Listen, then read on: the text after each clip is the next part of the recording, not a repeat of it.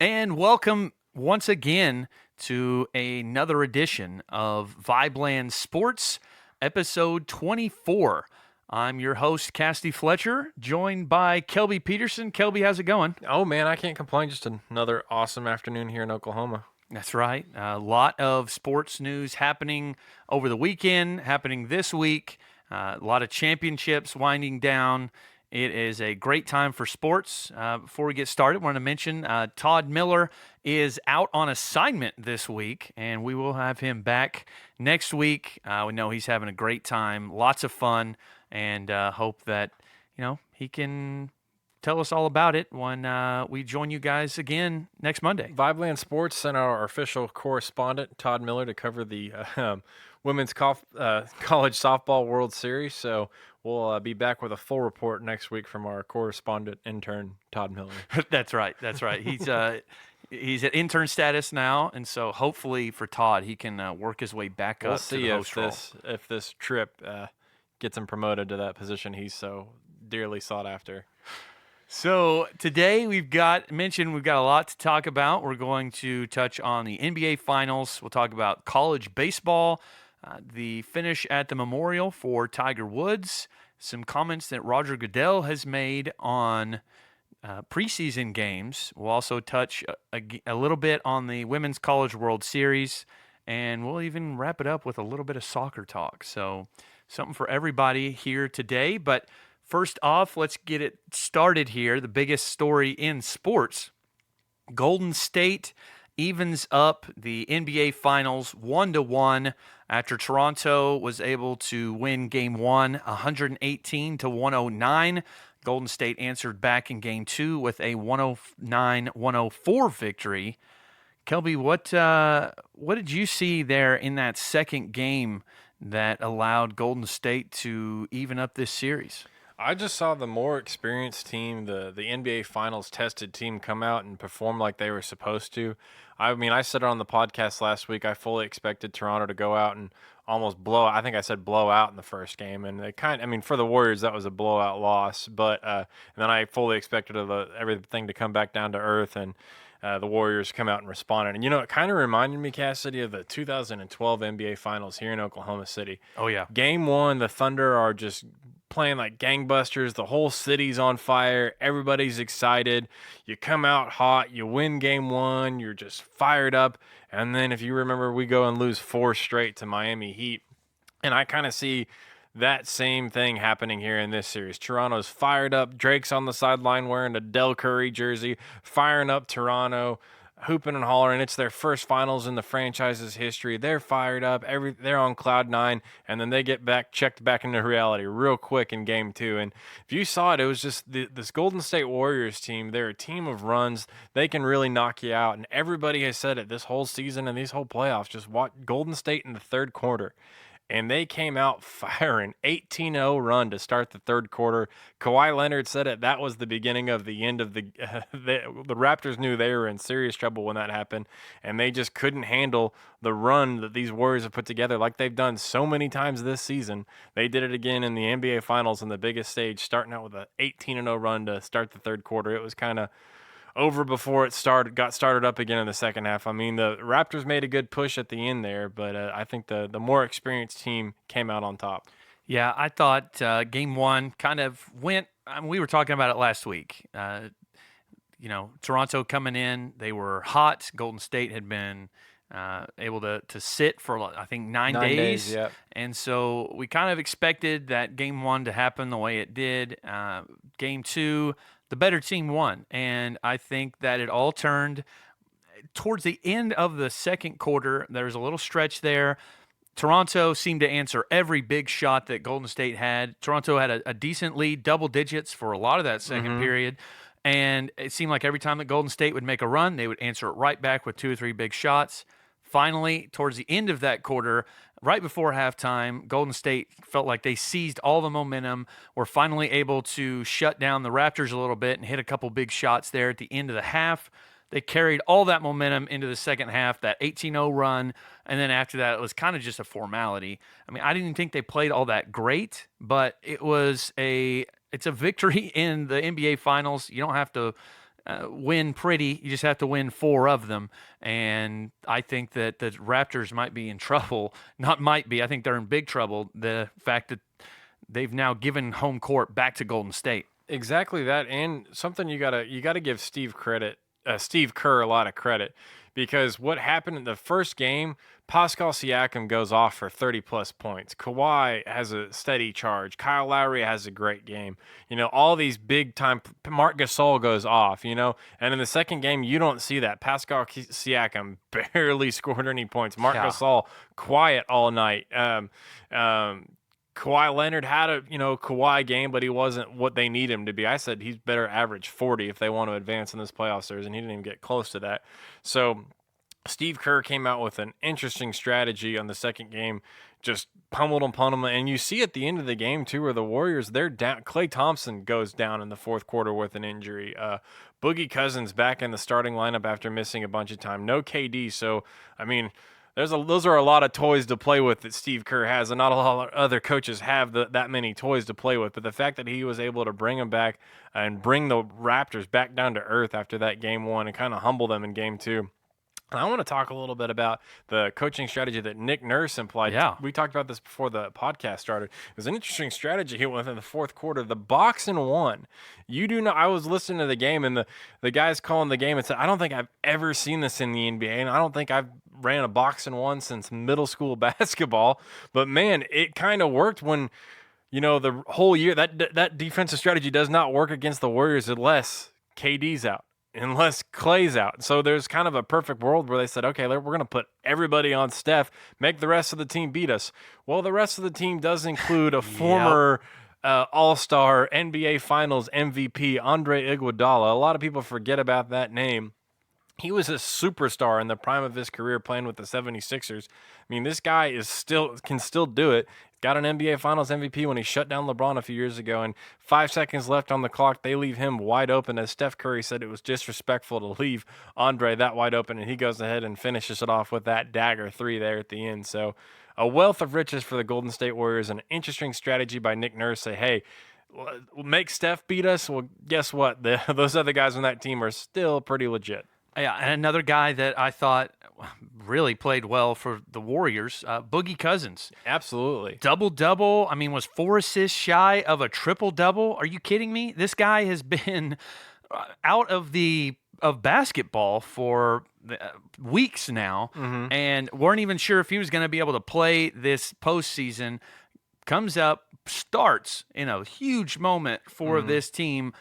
And again, is a huge part of their offense. Massive. He hasn't been a part of this offense in weeks, the entire playoffs. So to throw him right back in there with that kind of role, and man, watching the Golden State Warriors, there's just no other team, their big men don't play like that. Draymond and Boogie Cousins are bringing the ball up the court and part of the distributing of the offense. I mean, it's, again, a wealth of riches. It's really cool to watch. But again, I've kind of gained some respect for Boogie after these playoffs.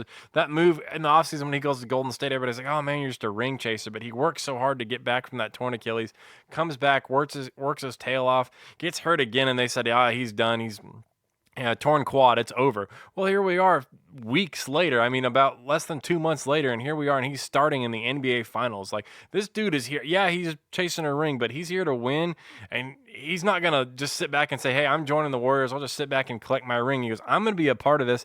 I'm going to put my health on the line out here. I'm going to put my reputation on the line out here and show that I'm a tough guy that can run it. I've been out for weeks, and I can still come in and not just contribute, but be a huge factor in the game, offensively and defensively. Yeah, and with Clay now possibly being sidelined, we don't really know what his status is going to be moving forward. He's likely, even if he is going to be playing, is going to be limited in what he's able to do in some capacity. But now you also have Kevin Durant, who hasn't played really in weeks again, going back. And I don't know if we're going to see KD hit the floor, but if we do, what do you think we should expect from Kevin Durant? And now that they're saying that he might play with only one practice, and as of our recording, it's still not been cleared for practice. So still could potentially be cleared for game 3, maybe, but it's looking like game 4 or 5 at the earliest. I think you have the best basketball player on planet Earth, and I think one practice is more than enough for him. I agree. He'll be fine. I think if KD comes back, he's going to be Kevin Durant. He's going to be a little bit of a ball stopper on this Warriors offense, so they're going to have to adjust to that. But he's going to be a guy that can go drop 30 on you in his sleep, even if he's at 60, 70%. So he's another guy that can spread the floor, even if he's not at 100%, just camp him out by the three-point line. That's not really KD's game. That's not what he's going to do. That's not really in Steve Kerr's nature. But if KD can't move, the dude can still shoot, and he can get his points however he wants to. So put him on the court, he's going to be fine. But I'm thinking about this. If you're Kevin Durant, where is your mind state at right now? Are you risking injury to get out there? This ring's locked up. You don't have anything to prove at this point. Everybody knows you're going to leave. So are you sitting back thinking, hey, I'm just going to stay healthy, get mine, and go on with my life? Or am I going to try to be a warrior and a champion here and grind it out? And, it's a calf strain. I don't know how grind it out we're talking. Boogie Cousins torn quad. I would say that's a grind out. I don't know what – I mean, there's a little bias here in my dislike of Mr. Durant. Same here. But what is he thinking right now? Is he thinking, hey, I'm going to go get this ring? Or is he thinking, hey, I'm me, I'm going to do me? Everything in his past and ever since he's left Oklahoma City, I would tend to choose that he's thinking about him, just from what I know. But interesting to see how this turns out. I also think he listens to storylines in the media quite a bit. Mm-hmm. And, I mean, as referenced by the fact that he has multiple Twitter accounts, that he's following everything. He's commenting. He's a part of the conversation, whether or not we know he is or not. He said some anonymous user out there is likely Kevin Durant. Right. Not Kevin Durant, 35. Right. So I think from that perspective, look, everyone's out there talking and saying, hey, the Warriors don't need him. And I wonder if that may get under his skin enough to where he tries to rush back or tries to at least go out and gut one of those games out. It might be the closeout game for all I know, but I think that we'll at least see KD on the court at some point in this finals. I don't think he's going to have a major impact regardless of what he does, because I think if he doesn't play a game for the rest of the series, Golden State wins this. I don't think it goes to 7. I think if he does play, same thing. Worst case scenario, it goes to 6 games. The Warriors are so deep and so talented, and we saw in game 2 when you take away, 2 of the best players in basketball, 2 of the best shooters in basketball for sure, with Kevin Durant and then with Klay Thompson going out. And they're still able to close out the Raptors down the stretch on the road. So coming back home for 2 straight games in Golden State, I would assume we likely would see Kevin there if we're going to see him anywhere. I'm kind of got that game 4 circled. If he doesn't come back by then, may not see him until the final closeout game of the season.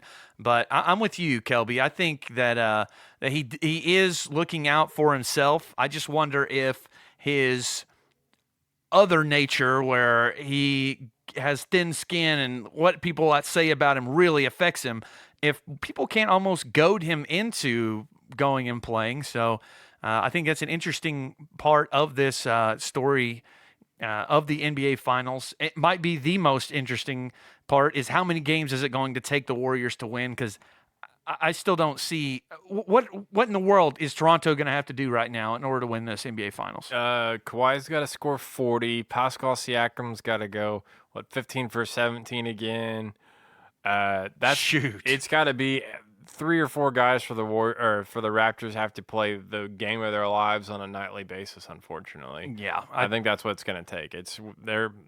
Golden State's a buzzsaw, and that offense is just unreal. The way that ball moves and goes in the basket and the shots that they're taking, like I always say this, like a normal basketball coach would say that's a bad shot about 90% of the Warriors shots. But unfortunately, about 60% of those 90% of those shots go in the basket. Yeah, it's just an unstoppable force, and I'm just ready for Golden State's this current version of Golden State to be no more. Exactly. And let's just end this thing. Go ahead and let them have another ring. If that breaks them up, even better. Moving on to another topic, something here that happened in Oklahoma City, the college baseball regional. Oklahoma State had a incredible run up to the final. We'll mention also that the final game of that regional is happening as we are recording this podcast. So you guys will know the final result and if Oklahoma State advanced to the super regional. But Kelby, they had an unreal comeback in order to Unreal. even make it there after taking down Harvard 2-0. They were down 5-0 to Nebraska. Against Nebraska, yeah, as early as the third and fourth inning, I believe they were down 5-0, and just stormed back. I mean, when it's Oklahoma, so fans weren't starting to leave, but it's the point of the game where if you're a fan with kids, you're starting to think, hey, it's time to get out of here. I had a buddy who was at the game. He said they were there till midnight when it finally got over. But so ninth inning comes in. OSU's down by 3, 5-2. Get a guy on second, get a double. So it's 5-3. Get a couple guys on base. Then Trevor Boone steps up. Down 2, ninth inning in Oklahoma City. Blast, just a no-doubter out the end. As soon as his bat hits Moonshot. the bat's flipped in the air. The pitcher's on his hands and knees. Can't believe it. He just threw that pitch. And if you watch the replay, they're starting to call OSU Bat Flip U right now, which I'm all about. Let's start that hashtag, Bat Flip U. We'll take it, because as soon as he hits that home run, there was another angle where it shows the batter in the batting box, and he also flips his bat. So we had the double bat flip.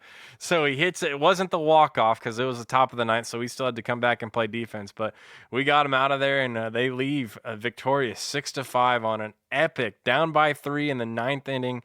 Down by 3, and you come back up by 1 with a four-run ninth and a 3-run go-ahead homer. Like, what a freaking game. What an atmosphere that must have been in Oklahoma City. Just incredible bat sports happening in Oklahoma City this last week. Also, the Women's College World Series, obviously hosted here every year, and we'll get more into that later on the pod. But it was very cool to see OSU performing the way they did in Bricktown, in just a perfect setting for it. That was a fantastic game. Then they going all the way back to the Big 12 championship. I feel like OSU has just been on a run as of late. They went through, beat West Virginia in order to win the Big 12 championship, and then were really rolling along until lost that first game to UConn 5-2, and again that final game happening on Monday evening. And so you guys will know the final outcome there. But my goodness, what just a fun atmosphere. Like you were saying, Kelby, that would be something that would have been amazing in order to be able to witness something like that. Come from behind victories. I don't care if you are rooting for the team or not.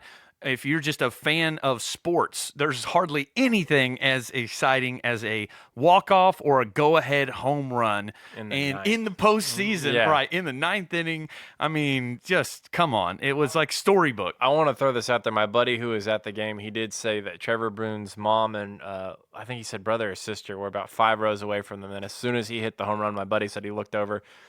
Trevor Boone's mom was a wreck. He said just bawling like a baby, just going nuts because her son just hit the go-ahead homer. So it's cool to see that, and in college sports like this, to see family around, and in Oklahoma City especially, these OSU fans and players and their family members rolled out deep to see it happen in Oklahoma City. So it's great to see.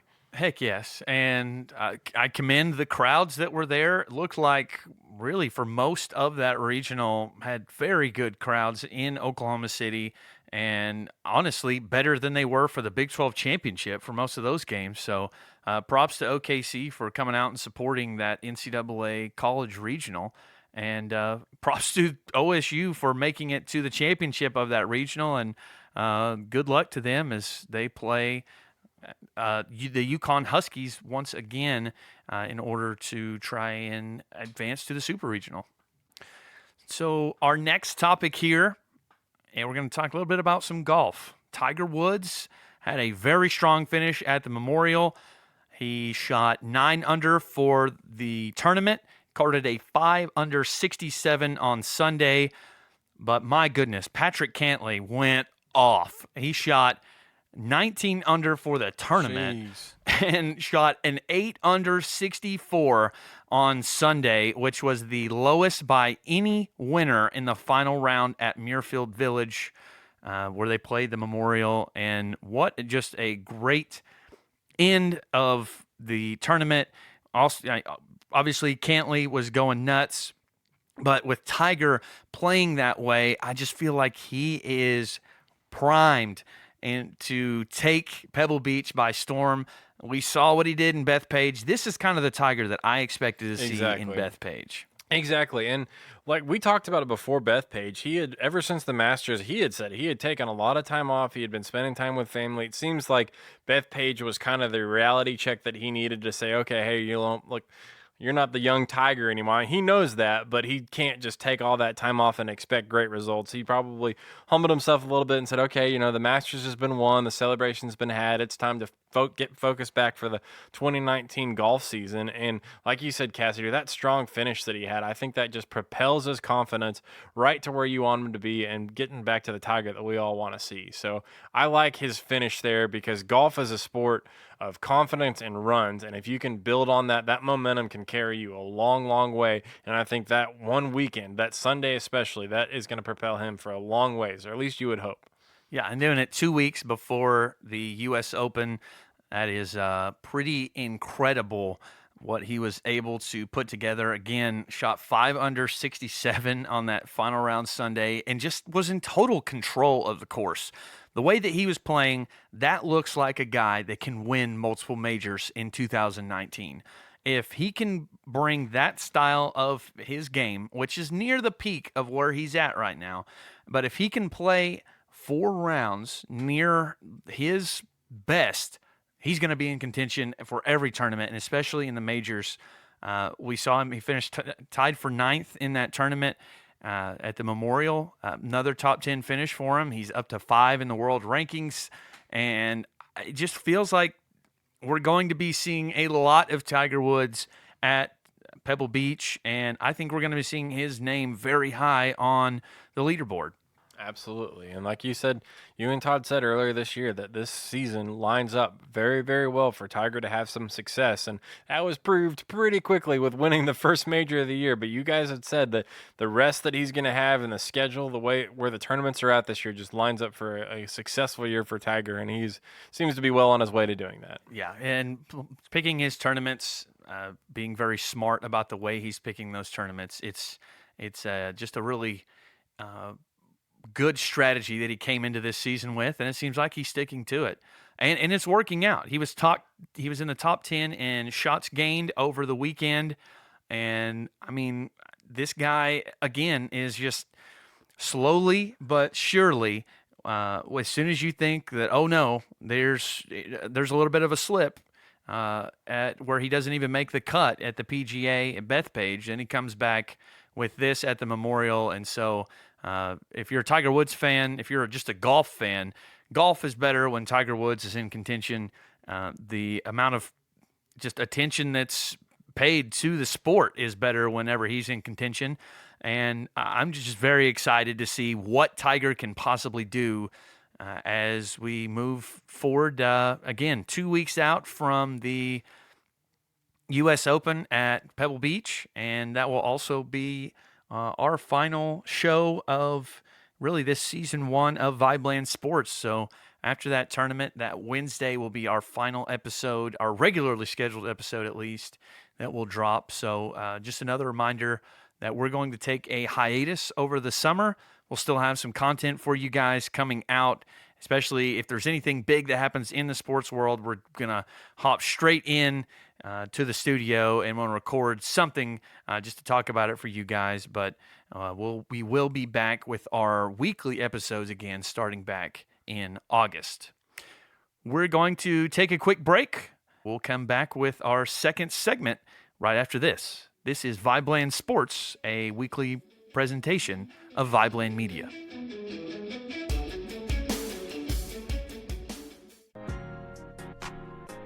Hi, we are VIBELAND.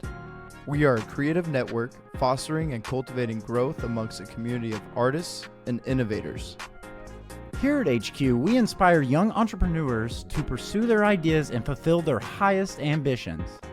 From producing albums to shooting multimedia content to our involvement with various charitable organizations within our local community, we seek to empower and spread knowledge through open source innovation. We here at VIBELAND look forward to the future and hope you will join us on this exciting journey. Create, innovate, educate. VIBELAND.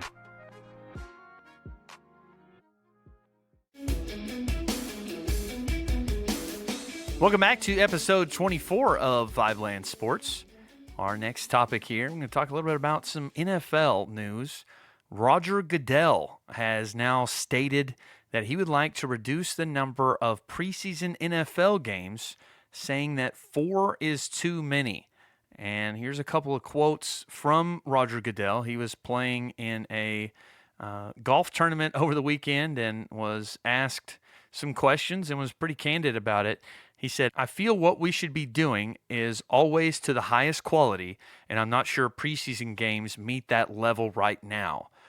Hard to argue with that. Mm-hmm. He continued, "I'm not sure, talking with coaches, that 4 preseason games is necessary anymore to get it ready for a season to evaluate players, develop players," he added.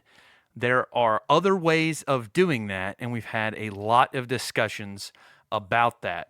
So, reducing preseason games. Right now, you have 4 preseason games and then a 16-game regular season schedule. I personally am all for this. I don't watch the preseason. I'll watch maybe one, and other than that, I just pretty much ignore it. Anything that happens, I'm just like, okay, fine. Just tell me when the regular season starts.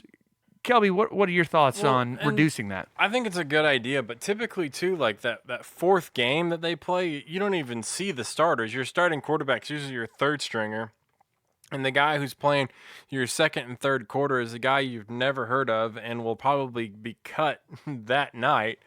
So, I mean, there's 2 sides to look at. As the fans' perspective, yeah, like, let's just, if we're going to play that, like you said earlier, maybe cut it back to 2 preseason games and add those 2 preseason games onto the regular season, because I don't like less football. I'm all for more football, but I want more NFL starters football. I don't care about the bench warmers and the guys trying to make it. But as a guy in my athletic career who, was the guy always, on the outs trying to make it, I sympathize for those guys, because those are the guys that they're dying for a 4th and 5th preseason game, because they're dying for just another second to go give an opportunity, get a look, get something on tape to go get money, make a career, make a job out of it. So for those guys, you feel for, but, if you're taking away preseason games, that probably means, better training camps in terms of they're not as long. They can get more quality done with not as much time, so guys can get better looks in practice, get reps in, and maybe you do more inter-squad scrimmages and stuff like that. Because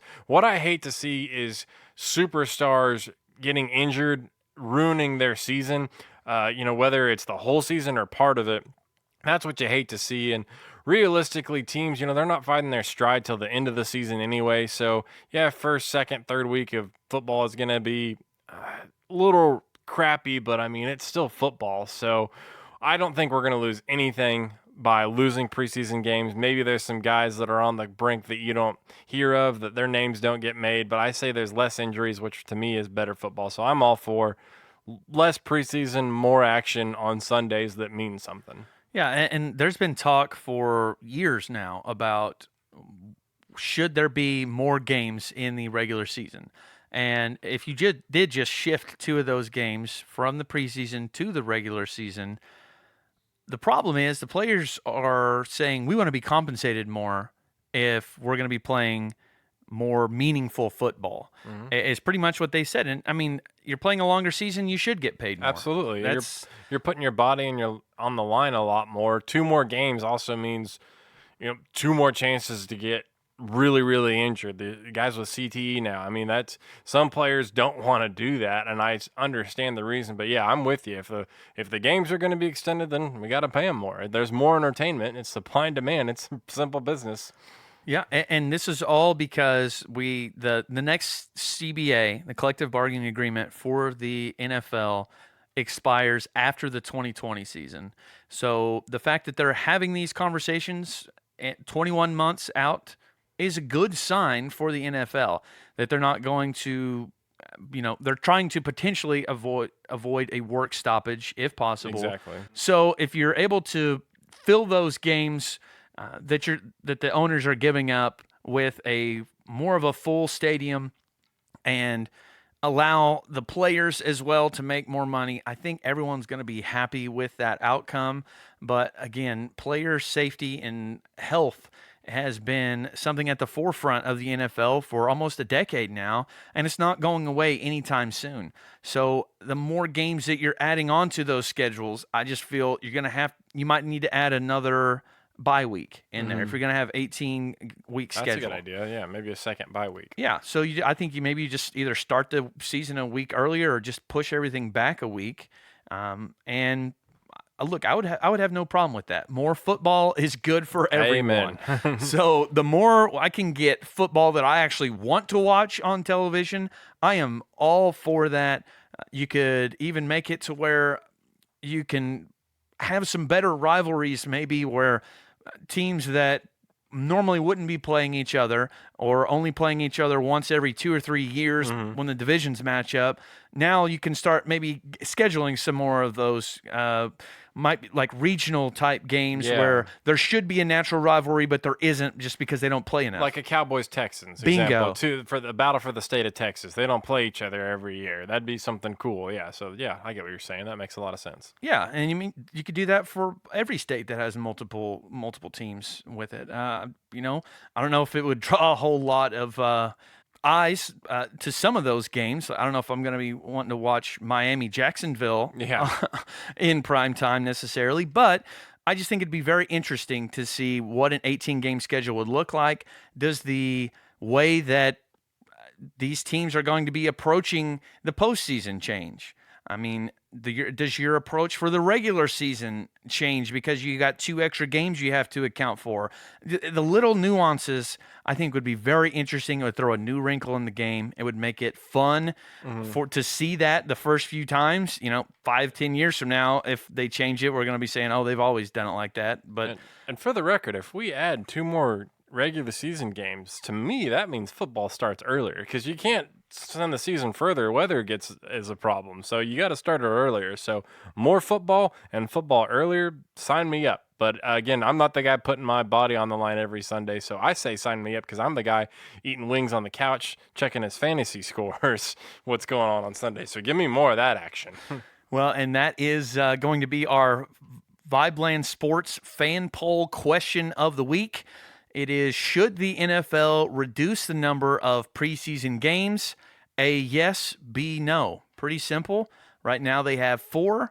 And look, regardless of what they do with those preseason games, even if they don't add them in to the regular season, I'm okay with reducing the number of preseason games you have and maybe shifting the schedule around. Maybe you reduce those 2 games and you add a bye week in and just keep everything where it's at. And just move it up a week. And another suggestion I've heard tossed around is instead of reducing the number of games, reduce the time. So 10-minute quarters instead of 15. That might be good, but again, I think that throws a wrench into the flow and the game plan because it's not a real. If you're saying this is preseason, you're practicing for the season. Right. Playing a shorter quarters doesn't help your strategy and your game plan. That's several series you're not getting per game. That's reps that you're not getting. So 20 minutes of game time out of every game. Yeah, I like the idea, maybe, but I don't think you do it. I don't think you reduce time. I think you reduce games. I agree. I think you just continue to play everything with standard rules, except maybe overtime. I don't think they really do a full overtime in preseason a lot of times, and so I'm okay with all of those changes. Anything that they want to do to make football more exciting and to put more football in front of my face that I actually want to watch, I'm all about it. So one more time, you can go vote on our VIBELAND Sports fan poll question of the week On Twitter, you can follow us at VIBELAND Sports. That's VIBELAND Sports on Twitter. It'll be pinned to the top of our page. Should the NFL reduce the number of preseason games, yes or no? On to another topic here, the Women's College World Series. And Game 1 is happening while we're recording this podcast. In fact, this might be completely finished by the time that you're hearing this.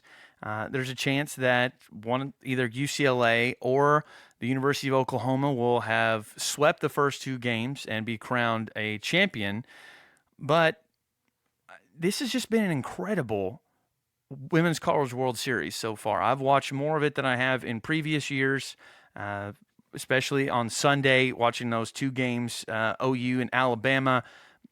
Fantastic games. If you're a fan of pitching, that first game was incredible. And speaking of pitchers, we had a bedlam in the World College World Series. Yeah, this has been a great World Series in Oklahoma City this year. But go back to what you were saying. Speaking of pitchers, an all-time performance. My gosh. If you are a sports fan, Casady, read off these stats what this pitcher from UCLA did. First of all, people need to know that she's a superstar. She's the player of the year. She's a junior. But it's big moments, big athletes stepping up. I don't know if I've heard of a stat line like this at a big moment in a big-time game from a big-time player. Wild. Rachel Garcia threw 179 pitches, 10 innings. It went into extras. It was scoreless. Let's put some context on this. 179 pitches. Yeah. In Major League Baseball right now, the pitch counts, when they start getting to 79, the coaches are saying, all right, it's time to think about taking them out. They barely let them go over 100. Again, this is the playoffs. It's big time. It's college, but still 179. Like, that does not 179 pitches. Golly. 16 strikeouts. 16 strikeouts, 10 scoreless innings. 10 scoreless innings. Oh, yeah. She also had a 3-run walk-off home run to win that thing in the bottom of the 10th. So she pitches a shutout, pitches 179 pitches, 16 strikeouts, and she says, hey, while I'm at it, I'll go ahead and hit the home run to win us the game as well. Might as well do that. Yeah, if the offense isn't going to help me out, then I'll just do it all myself. She was just incredibly dominant. Yeah, shout out Rachel Garcia, My Jr. goodness. That's a name you'll hear again. But, man, we're watching this game right now, OU-UCLA. That's a name to be worried about if you're a Sooner fan. Whew. She was just lights out in that semifinal match to put her team in the championship game. And UCLA, one of the powerhouses in women's softball for just decades and decades. They've always seemed like they're in the College World Series or they're contending for a championship somehow. And just was an unreal performance that we saw from Rachel Garcia again on Sunday to put UCLA and the Bruins into the championship game. And Kelby, since we're not sure, since this thing could be finished, I got a few takes that I want to give just to cover all my bases here. Yeah, so you look smart later. Right, Got it. Exactly. So you just edit this out if anything's wrong. Absolutely. Got it. So you guys just pick whichever one of these actually happens, and that's going to be my take here. So here we go. Congrats to the Sooners and Patty Gasso for cementing their dynasty status. 3 championships in 4 seasons. That is incredible. That's their 5th national championship in softball going back to 2000. And big props to that senior class really just being dominant, winning it 3 times in 4 years. Okay, here we go. Congrats to the UCLA Bruins for knocking off the number 1 seed Sooners. They hadn't lost back-to-back games all season. UCLA with that great pitching performance from Rachel Garcia. She really showed why she's the National Player of the Year. I'm telling you, man, she cemented her legacy. It'll never be forgotten what she did in that winning those back-to-back games in order to give UCLA another World Series championship.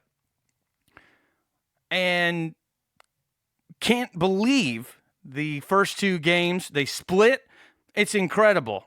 Can you believe that we are here and we're going to get a Game 3 in the Women's College World Series once again? If you're listening to this on Wednesday, check that game out. It'll be out in Oklahoma City Wednesday night. It's tied 1-1. Just been a great atmosphere there the first two games, and can't wait to see what other bag of tricks that these two coaches and these two teams that have battled it out for those first two games. There's that one game that was a little bit closer than the other one. Yeah. But they were both really well played, and just excited to see who's going to win this thing. Absolutely. And then option 4, planet Earth has been invaded by aliens, and Casady and I are now That's right. running a sports broadcast from the mothership. So, yeah, option 4, that's what maybe has happened. We don't know the future. We it could happen. do love our new alien overlords, though. Yes. Want to put that out there now? Meet, click, click. So I think we've got every possible Scenario outcome covered. Yeah, there we go. Right. So Covered we're all the good. bases. We're going to make sure that we sound very smart on this podcast when it comes out on Wednesday. Our final segment here on VIBELAND Sports, episode 24, we're going to talk a little bit about soccer, the beautiful game. Liverpool won the Champions League. They took down the Tottenham Hotspurs 2-0 in the final. Liverpool are now in third place by themselves with 6 Champions League / European Cup titles. They changed that name back in the 90s, but regardless, they've won it 6 times, champions of Europe, and now they trail only AC Milan with 7 championships and Real Madrid with 13 for really just being the top overall club in all of Europe. And so, Cassie, let me kind of jump in here for a second on the Champions League. I'll give it a little bit of a soccer for dummies segment here, why I love the Champions League. So in soccer, it's the biggest sport in the world. So there's multiple countries, multiple leagues that play this sport. And the Champions League is kind of where they take the best from all these leagues and put them together. So if you're a casual soccer fan, you probably know the names of Lionel Messi, Neymar, Cristiano Ronaldo. Well, believe it or not, all 3 of these guys at one point played in the same league, in La Liga, and Neymar and Messi were teammates on my beloved FC Barcelona. Ronaldo was a rival of Real Madrid, but now Messi's still with Barcelona. Neymar's playing for PSG in Paris, and Ronaldo's playing for Juventus. Juventus. Sorry, Cassie. Thank you for that. Juventus in the Italian league. So these guys aren't playing each other, as much as they once were in the same league. So Ronaldo's in the Italian league, Messi's in the Spanish league. So they take the best teams from all these leagues, and it's based on results and tournaments and previous fixture results. So they don't just pick random teams. You have to earn your spot there. And then they play in the Champions League tournament. So that's why they call it the Champion of Champions. It's the biggest. It would be the Super Bowl of soccer because you can. So with Barcelona, it's so interesting. They can win the regular season trophy by having the best regular season. Then there's the Copa del Rey, there's random tournaments throughout the year, but the Champions League, that is the ultimate test, I believe. That's the champion of champions. You're the number 1 team in soccer, and if you see the parade and the images from Liverpool, you'll find out how big of a deal it was. What was the estimated number in attendance there? 750,000 people. So just 3/4 showed up of to a the million victory parade to party with the Liverpoolians. I would be a party I would like to be at. I bet you there was some red beverages drank and oh man, and a good time was had in Liverpool, I'm sure. It was. If you have not seen any pictures or videos from this celebration, you need to go check it out. Go Google that. Just look up Liverpool Champions League parade, and I mean, it's one of the craziest things I've ever seen. Congratulations to Liverpool. Look, people are going to just kill me for this. I am a Manchester United fan. Okay. From way back, all the way back to the Ronaldo days when he was actually playing with them. Wow. And the problem is here that Liverpool is owned by the same group that own the Boston Red Sox.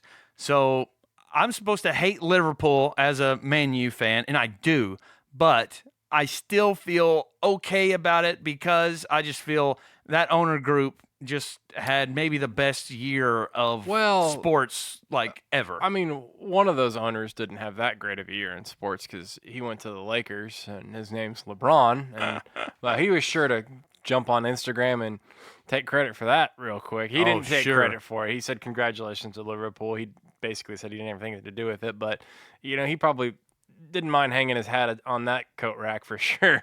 But yeah, and again, shout out to Liverpool. What a great job. Again, following this not super closely, but as a Barcelona fan, when I see the first round, Barcelona wins the first of the aggregate up 3-0. I'm like, okay, well that's over. Well, then you go back and look, Liverpool has an epic comeback, wins the second leg 4-0, and wins on aggregate 4-3. So that's just as a Barcelona fan. I mean, in soccer, if you're up 3-0 on an aggregate, that's pretty much put Good the kids to luck. bed. It's over. And Liverpool to come back down 3-0 in another game, go out and win 4-0. Sorry, soccer fans, 4-0. I keep saying nothing. 4-0. To come back and travel and take that momentum all the way to the Champions League final and win it 2-0. Congrats to Liverpool. Hate to see it because they took my team down, but congrats to them in that city. Looks like they had a blast over the weekend. My goodness, just an all-time celebration, just a rager that might still be going on in Liverpool for all I know. I don't think they're going to stop celebrating that one for a very long time. But talking to some Liverpool fans, they love this, but they have won the Champions League. Again, this is their 6th time.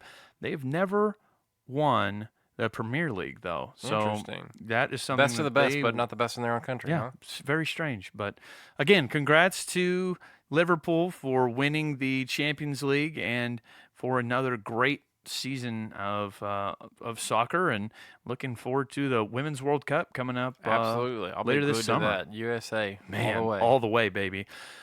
That's going to just about do it here. We're going to take another break. We'll be back to wrap it up right after this.